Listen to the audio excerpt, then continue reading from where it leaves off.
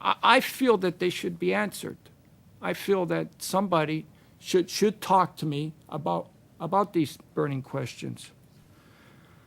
As far as responding to the report, which I read from back to back and read it very carefully, I want to first of all point out that this is a waste of taxpayers' money, the entire report.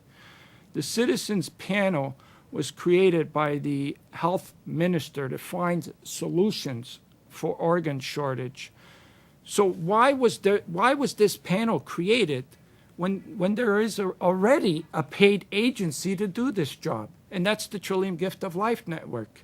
It's in the Trillium Gift of Life Network's job description to discover solutions for organ shortage. Why weren't they doing their job? And it says in their mission statement, and it also says it in their mission statement, and it's the reason why this agency was created in the first place. When Premier Harris created the agency in 1999, it was to find the solutions for organ shortage and to double the rate. So why are we creating another panel when there's already people that are supposed to be working? To me, the taxpayers are paying twice. So it's a waste of money. Most of the report and the recommendations that were given by the panel were similar to reports that recommendations from Step by Step had given for the past 10 years. And again, as witnessed in the video, most of the contents that I see in here are the same things that we gave the Harris government, and consistently through every government, and we explained it in news conferences to the media, to the public, and we were very, very consistent with our recommendations. 10 years we've been talking about this. Now, do they expect us to believe that they just discovered something here in these recommendations? So to me, they've regurgitated information that was already there. The only difference between their information and our information is that they charged well over $1 million, and we gave our information for free. So why would taxpayers want to pay money for information that we were giving for free? The panel had plenty of money, resources, and time, and they were only able to produce 2,000 responses. We used to get 2,000 responses at one gathering. We've done 4,000 activities over the years. With all that time and money, that's all they could muster was 2,000 responses. Again, this was an obscene waste of taxpayers' money.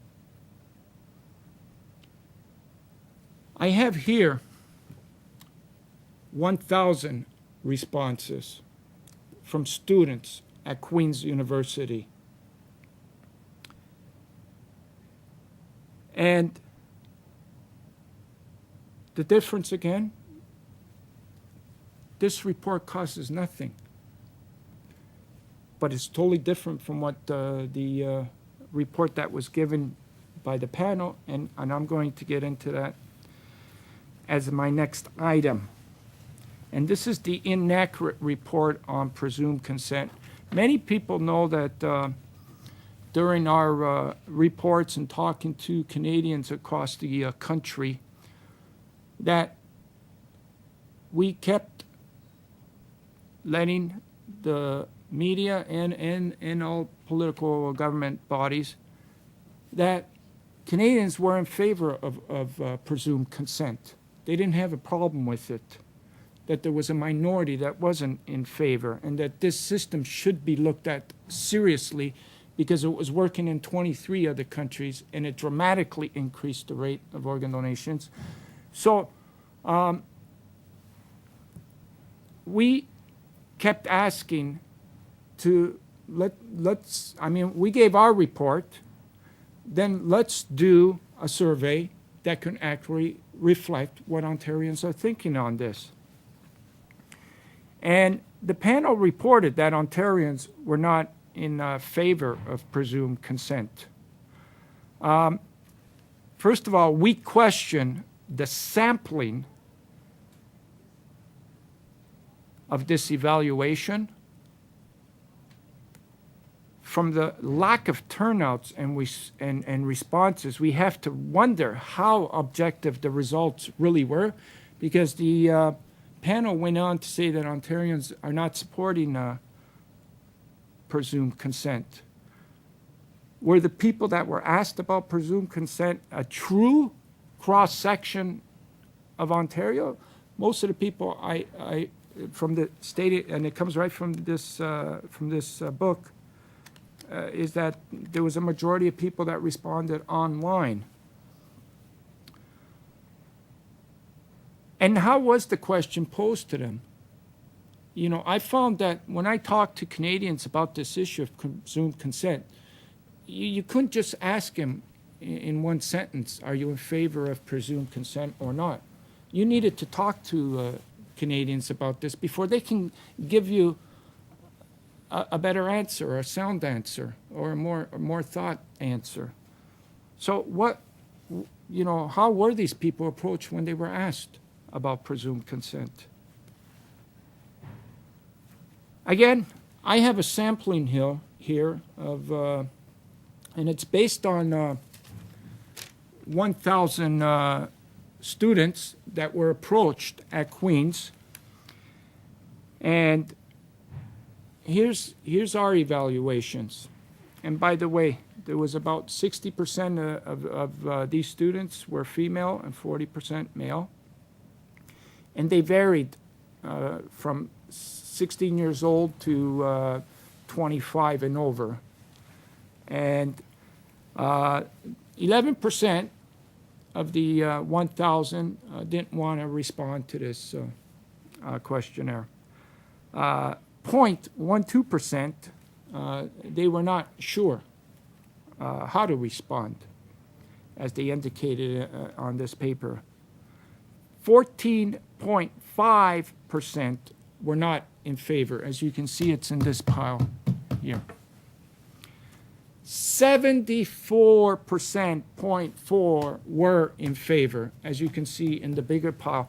How can there be this big discrepancy with the report stating that Ontarians will not approve of organ donations when we did a true sampling of Queen's University, and they overwhelmingly are in favor of presumed consent?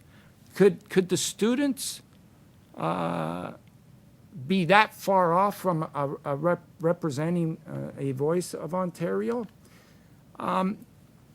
If that's the case, then I think this report and this survey should be done over again, because at least we have a sample where it begs that there's two different statistics here, one from the panel and one from us. So it begs the question, let's get the true statistics from Ontario, but let's do this right.